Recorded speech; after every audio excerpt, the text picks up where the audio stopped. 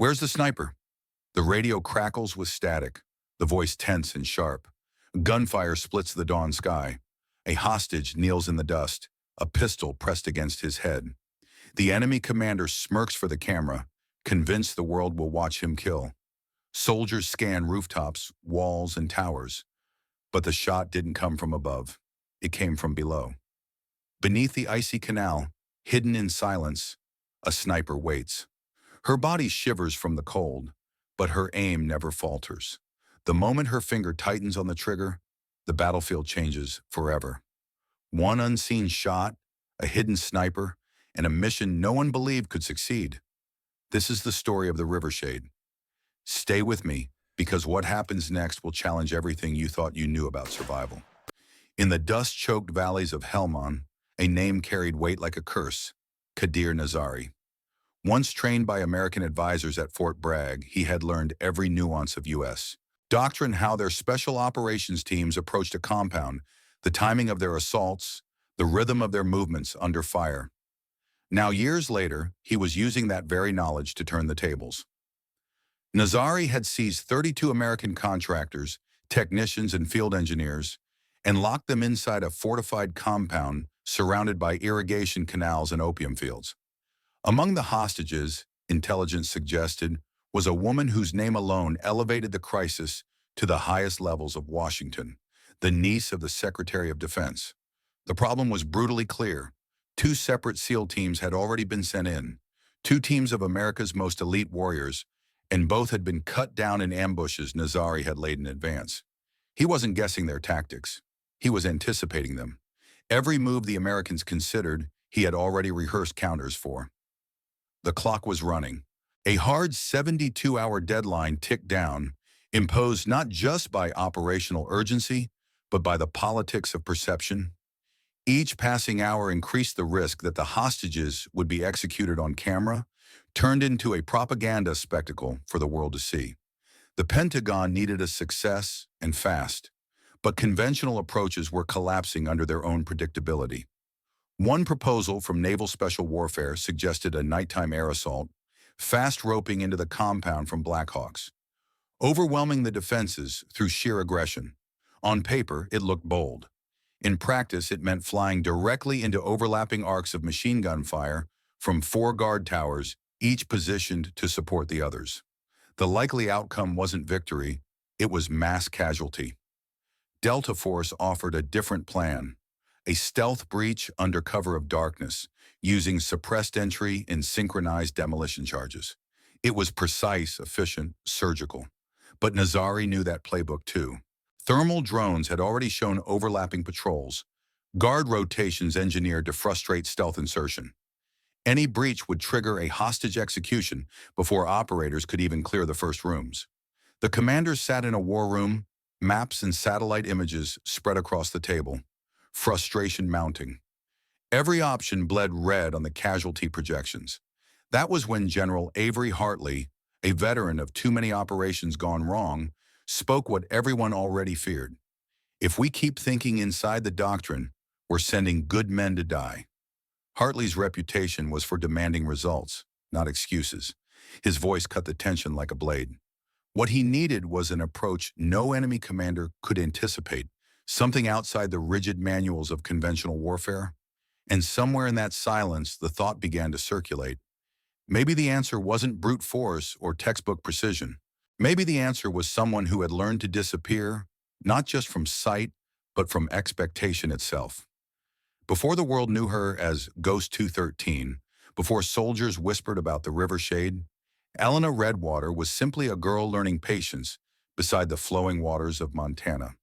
She was born into the Blackfeet Nation, a community with generations bound to rivers, forests, and the silence of the land. Tragedy marked her early years. At the age of 8, she lost her parents in a car accident, leaving her in the care of her grandfather, a stern but deeply respected man named Thomas Redwater. Thomas was not just a guardian, he was a veteran of the Vietnam War, a Marine Force recon sniper whose survival depended on skills invisible to most of the world. He had crawled through jungles, lain motionless in swamps, and learned to make silence his greatest weapon. For Elena, childhood became an apprenticeship. While other children spent their weekends in town, she was out in the fields, reading the wind through the bend of grass or lying on the riverbank, learning to hold her breath until her heartbeat slowed to nothing. Her grandfather taught her an ancient philosophy. The river does not fight obstacles, it flows around them. To him, this was not poetry, but survival.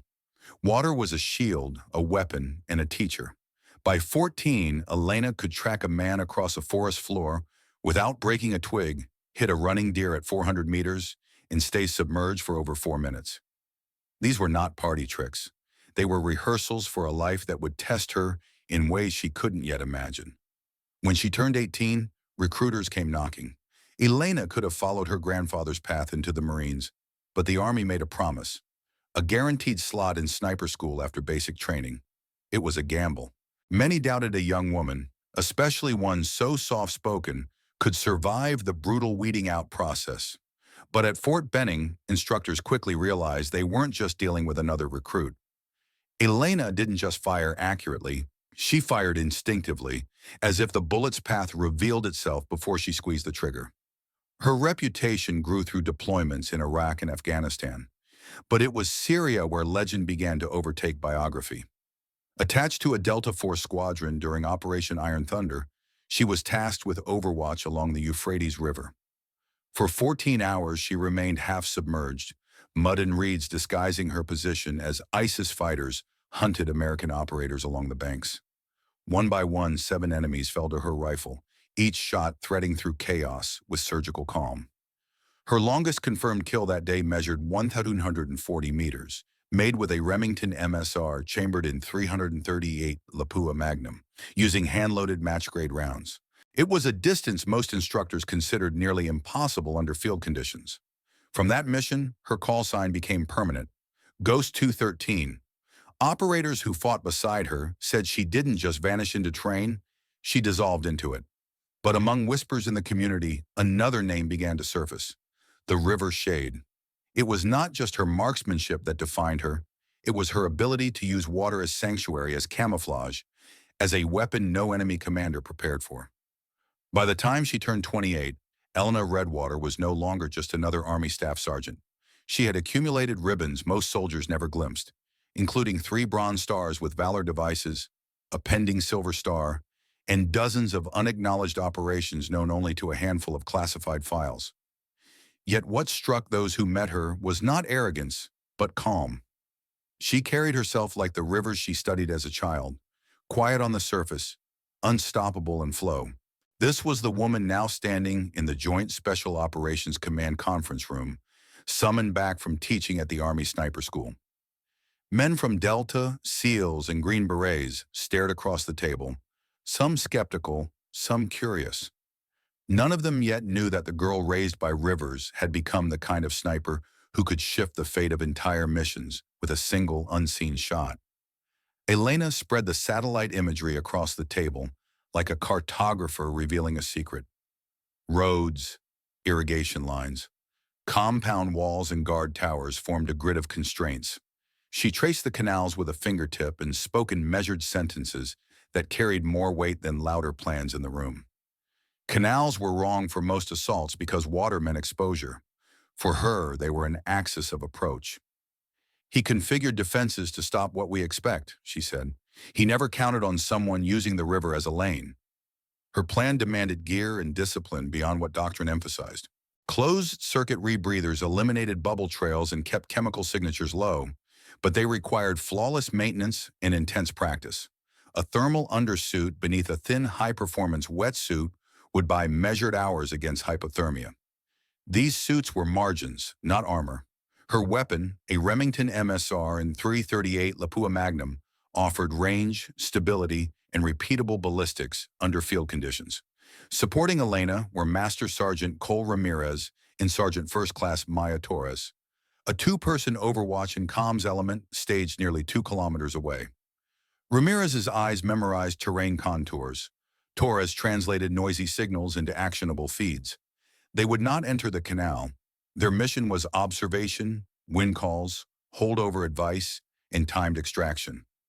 Ramirez would identify eddies and drift. Torres would parse thermal imagery, and cue Blackhawk suppression if the perimeter hardened. Every component carried invisible costs. The canal's current could betray position with sudden eddies. The cold would sap muscle control and slow decision cycles. Exposure windows were surgical. Targets appeared for seconds, not minutes. Elena ran the math constantly. Entry point, drift rate, concealment pockets where debris collected. The precise angle needed to thread around through a narrow basement window. She rehearsed breath cycles synchronized to the river's rhythm and practiced transitions from submerged concealment to firing position until each motion felt inevitable. Captain Neil Sloan, who had commanded maritime inserts, kept his face tight. "This is a one-shot gamble," he said. "If you're compromised, extraction closes fast. The political cost, if the secretary's niece is harmed, will be catastrophic." His words were operational truce, not decoration. Elena accepted them without theatrical rebuttal. She respected the calculus. Her rebreather uptime, thermal profile, and approach points were conservative to mitigate those exact costs. Major David Rourke's skepticism landed harder. He built his career on doctrine and predictability. Novel gambits made his jaw clench. "We have doctrine for a reason," he snapped. "We can't chase mythology because someone hides in water." The sentence provoked the room. Hartley let silence expand just long enough to expose what mattered. Elena's contingencies. She described them precisely. The closed-circuit loop minimized noise and bubble signature. Redundant manual scrubbers reduced failure modes. A staged hot zone would receive her if extraction needed immediate care. Ramirez would call crosswinds and thermal shifts. Torres would feed real-time thermal overlays and coordinate a Blackhawk umbrella if suppression became necessary. Small redundancies layered into a surgical mosaic of mitigations that made the plan survivable. She also explained ballistic specifics that mattered. Hand-loaded match rounds for consistent muzzle velocity, computed holdovers for 338 Lapua at varying temperatures, and how canal vapor altered perceived wind at scope height. She set clear fallback triggers. If extraction slipped more than 4 minutes, Ramirez called immediate withdrawal. If thermal feeds revealed additional patrols, Torres aborted the attempt. The room, once noisy with friction, grew attentive as the plan unfolded. General Avery Hartley studied her and asked the blunt question everyone feared. "If you fail, will you take responsibility?" Elena answered quietly but without equivocation. She accepted consequence. In an organization where capability paired with accountability, that answer carried weight. The table shifted. Risks remained stark, but the calculus altered. Nazari had planned for sky and ground. He had not planned for the river. That asymmetry was the edge they would exploit. Silence settled, a mission no textbook could fully define. Now every detail mattered. The precise time of dawn shadows, the margin of error measured in centimeters at the scope, the human calculus of will and fatigue. One unseen decision could change the fate of 32 lives. Night folded the valley into a single slow breath. Elena moved with silence, learned not from books but from winters beside the river, and the patient schooling of an old man who taught her how to hide. The world off the canal, guard towers, a generator's hum, men's voices, shrunk to texture she could observe without being observed. She and the water reached an agreement. She would flow. The river would hold her. Her support watched from far enough that their presence felt like a promise, not a weight. Ramirez's voice, a touch in her ear, filtered through bone conduction comms. Steady, clinical, tethering her to the room of men and maps. Torres provided the other half of the silent map, an unseen pair of eyes turning heat into shapes she could trust. They did not command. They kept her less alone. Cold arrived like a calculation. At first it stung, water stealing heat, then sank through muscle, making small motions costlier. She breathed with the river, cadence set to current. Numbness sharpened focus. Thoughts compressed. Hold position. Wait. Watch. She found a hide where reeds and debris pooled, a blind formed by last week's flood. From that hollow she read lines of motion. Guards pacing in repeated loops, a dog that favored a gait, a man who smoked at precise stops. Hunters call those repetitions language. She cataloged faces, stored details that would never be spoken in debriefings, but might decide a life. Waiting is loud. the air filled with absence, her breath, the scrape of a boot, water sliding over stone. Her heart was meter, not panic. Slow drum matched to flow. Instinct called to act. She let it pass. Restraint is a weapon. Movement finally broke pattern. A guard with a tray, the commander stepping into light to play for the camera, a cigarette flame punctuating the dark. Brief exposures are currency. They cost little to produce, but could decide everything. Elena acknowledged the economy of seconds and polished the shape of her response until it fit. She thought of her grandfather as if he were nearby. His rules lived in muscle memory. The river's edges bend under pressure. Water remembers the smallest disturbances. He taught that courage without patience is noise. Elena folded both lessons into herself. Signals flashed across the river in ways others might miss. A dog barked twice, then ceased. Two guards exchanged a look. A low laugh escaped a man who thought himself safe. Those moments made corridors of possibility. Ramirez threaded a wind call. Torres's overlay painted heat she could trust without seeing. They elucidated rather than ordered. She moved from the hide with deliberateness, treating limbs like instruments. Each motion minimized surface disruption. A sleeve traced a reed rather than cutting through. She let the water carry her, steering only to hold sight lines and to preserve the angle she had rehearsed. Even these choices required choreography taught by cold and repeated practice. An economy of motion turning fatigue into momentum. The river altered time. Minutes slid until the world reorganized around small probabilities. The likely route of a waste carrier, the moment a door would open, a glance toward a wrong window. Elena harvested those probabilities and stowed them. She imagined not triumph, but the next two breaths. Nazari moved across his compound with ritual swagger, a grin for cameras, a casual contempt. She watched his frame more than his face, noting the tilt of his shoulders and cadence. Hubris often wears predictability. A hunter hopes prey behaves as habit dictates. Arrogance rarely innovates. She did not celebrate as the moment aligned. Adrenaline sharpened her sight. She kept a neutral inner voice. The calculation tightened. Breath in, settle, exhale small. Find the microbalance that let her hold without trembling. Ramirez checked a wind shift. Torres confirmed a thermal spike was smoke, not an extra patrol. Geography, weather, human error converged. A hinge opened. Her finger adjusted minutely. No dramatic flex, but a refined certainty. She keyed her body to a rhythm that included river, breath, and the hum of the world. The action, when it came, belonged to that narrow present. What followed would cascade beyond her control, but in that space she was exact and wholly human. Afterward there would be noise, scramble, and the tender horror of consequence. For now the river held her secret.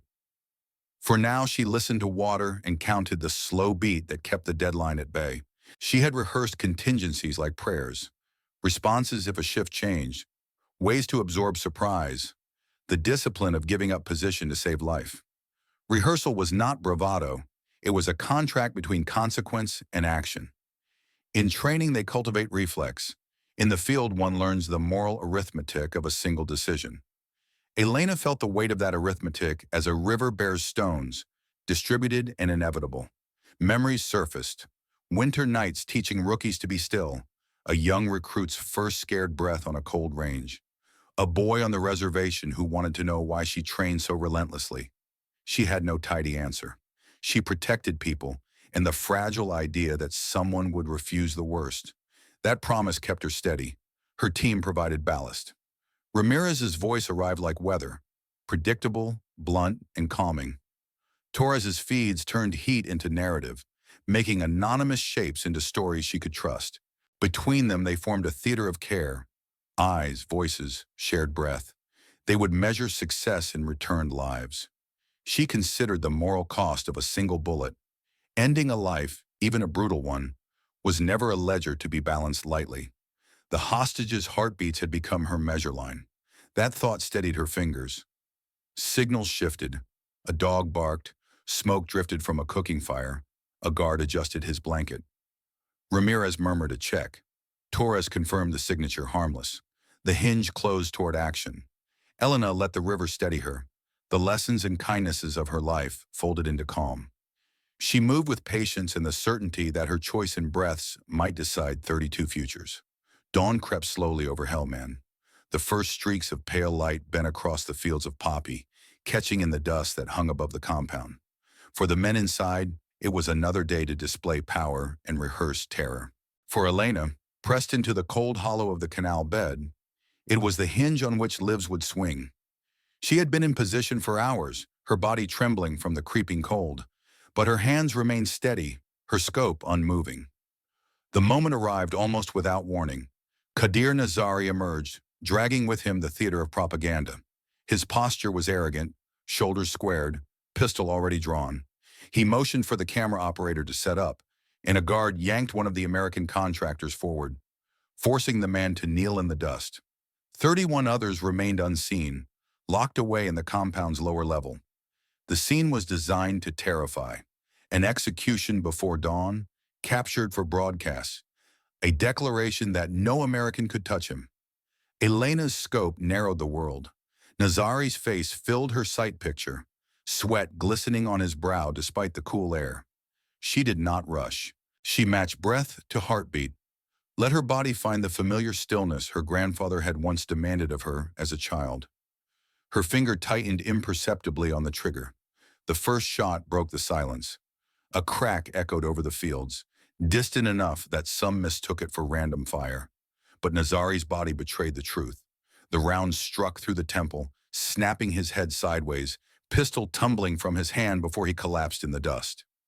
The second shot followed in rhythm, cycling the bolt with mechanical efficiency. The camera operator, eyes wide, tried to swing his lens toward chaos. The round punched through his chest, dropping him backward before he could capture the commander's fall. The third shot was already chambered. The guard gripping the contractor hesitated, half raising his weapon as if uncertain whether to kill or flee. Elena ended the decision.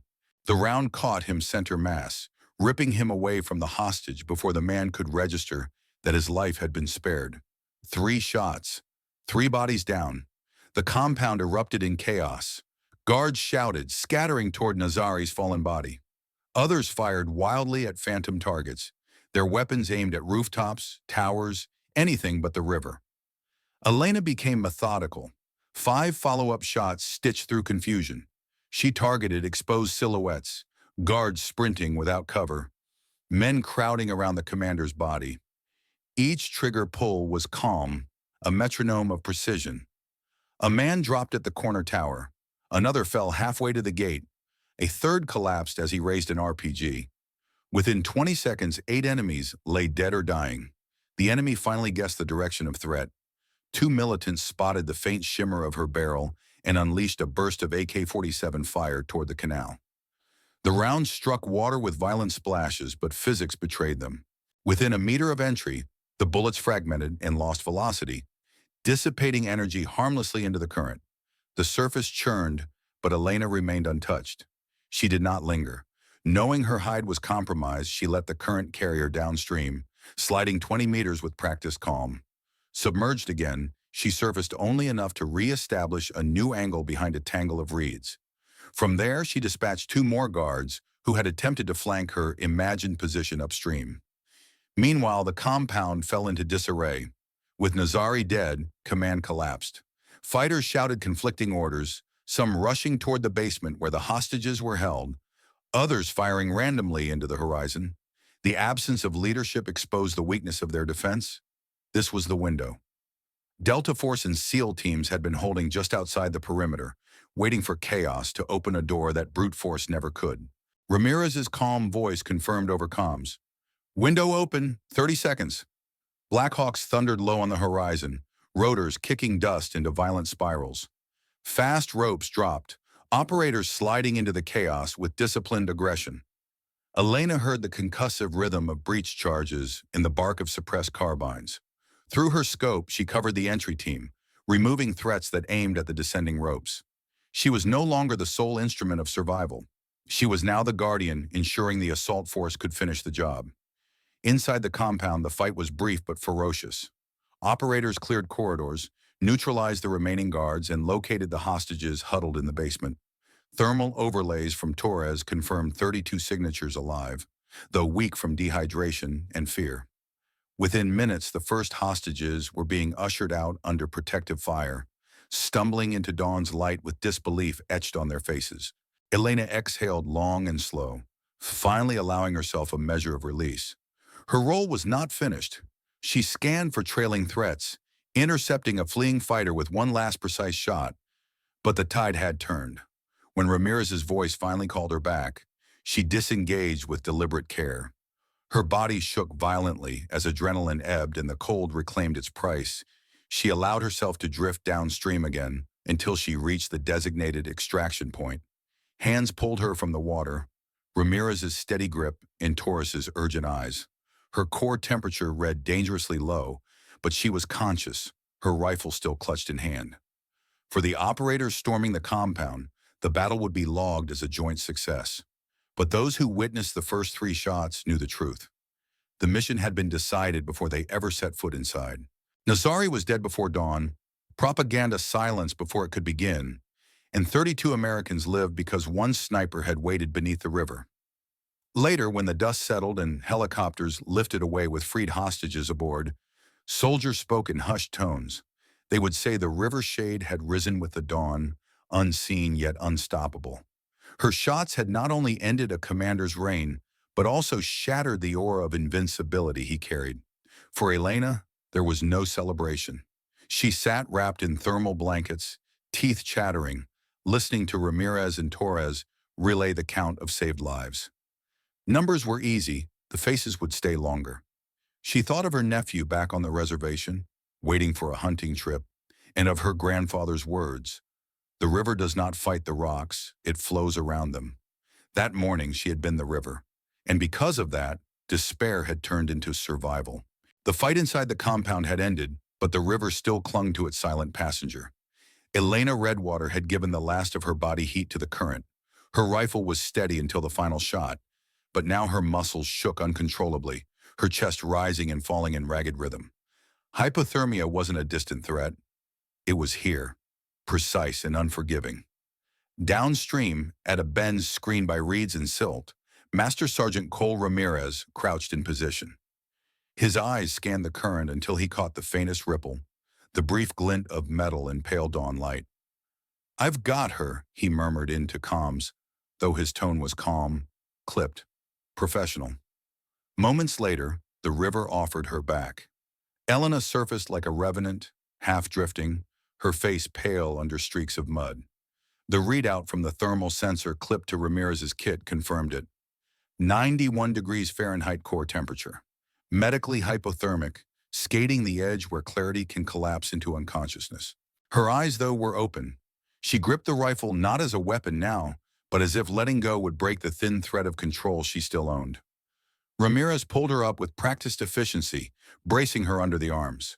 The tremors were violent, each shudder racking her frame, but she resisted being treated like a casualty.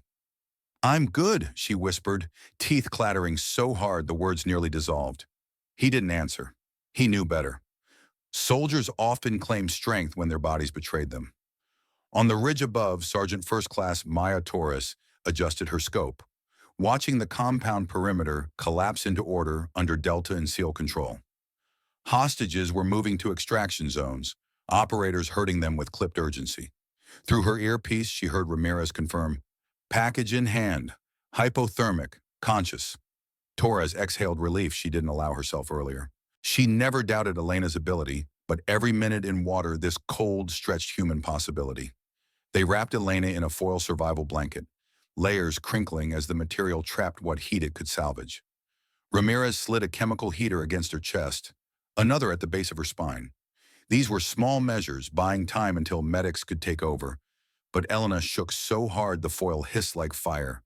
Yet through it all, she clung to awareness. Her eyes darted back toward the compound, scanning rooftops, corners, escape routes. Even near collapse, the instinct to cover her team did not fade. Ramirez placed a hand on her shoulder, steady but firm. "It's over," he said quietly. "We've got them." Helicopter rotors built into the dawn, their thunder rolling low over the valley. Dust swirled, blending with smoke still lifting from the compound. Operators ushered the rescued men and women into the waiting birds. The hostages looked gaunt, eyes sunken, some weeping silently. They would remember gunfire, fear, and the surreal calm of an execution interrupted. Few would ever know that the fulcrum of their survival was a woman pulled shaking from a canal. Elena closed her eyes briefly, not in surrender but in measured acknowledgement. Her body demanded rest, but her mind replayed every detail. Nazari's expression, the sequence of guards falling, the way chaos cracked the compound wide enough for Delta to enter. She did not think of medals or recognition. She thought of the math of lives. 32 intact, one commander erased, her own survival still in question. Ramirez keyed his comms. Med team, stand by. We're inbound with one hypothermic shooter. His tone was as steady as if reporting weather. In special operations, emotion was currency rarely spent in the open. The quiet aftermath of missions was rarely triumph, more often a ledger of what it had cost to arrive alive. When the medics reached them, Elena resisted being strapped to the stretcher. She let them wrap her in heated blankets, allowed warm IV fluids, but her hands never released the rifle until Ramirez himself coaxed it free. He placed it carefully beside her, as if recognizing it was less weapon than lifeline. As the Black Hawk lifted, dawn spread across Helmand in full. The compound below looked smaller now, its walls no longer symbols of invincibility, but monuments to failure. From the open door, Elena saw hostages huddled together, blankets over their shoulders, faces lifted toward the sun, as if seeing it for the first time. The helicopter interior was loud, vibrating, but among the roar, Elena found stillness. Her tremors eased slightly as warmth returned in increments. Ramirez sat across from her, eyes steady, Torres beside him. None spoke of victory. They simply looked at one another with the quiet acknowledgement of survivors who had carried out their part of an impossible equation. For outsiders, the operation would be summarized in numbers, medals, and official reports. For those inside, the memory was weight and silence. Elena's body would recover. The hostages would return home. Nazari's name would fade into classified footnotes. But the cost, the cold, the tremors, the loneliness of hours underwater remained hers to keep. And so the river shade was carried away, not as a triumphant hero, but as a professional, pale and shaking, who had done exactly what needed to be done. In the end, Elena's story is not just about marksmanship or battlefield courage. It's about patience in chaos, resilience in the cold, and the wisdom to move like water, adapting, enduring, and finding a way forward when obstacles seem immovable. Those lessons extend beyond combat. In our modern lives, whether it's navigating financial uncertainty, family struggles, or health challenges, the principle remains. Sometimes victory is not about force, but about flow. Think about it. How often do we try to fight the rocks in our path instead of learning to move around them? That question is as relevant to a young entrepreneur in New York as it is to a retiree in Arizona.